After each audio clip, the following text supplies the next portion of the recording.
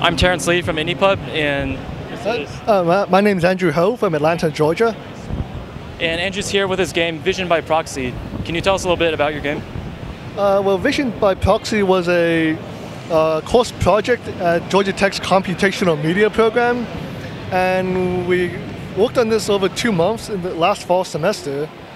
And then basically earlier this year I submitted to IndieCade for consideration, and somehow in the past 2 weeks or so they asked us to come here and demo it. That's pretty exciting.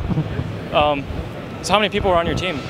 Well, there were 5 total, including myself to start with, but then we added someone for the audio and music, so it's up to 6 now, and we might add more later.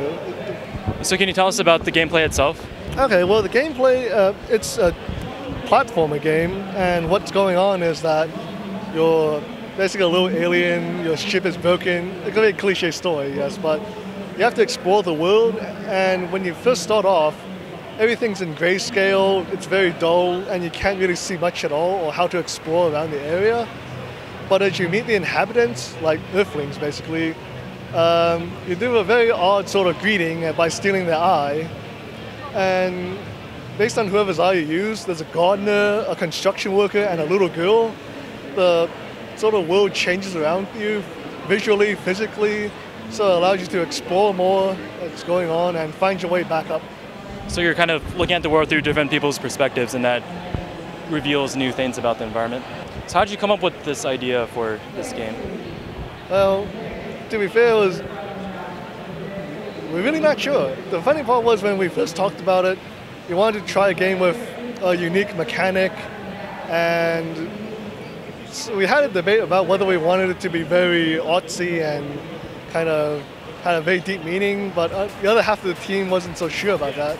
So we wanted to go more for gameplay than like any artistic statement so far. And one of the things we wanted to try was looking at things from other perspectives.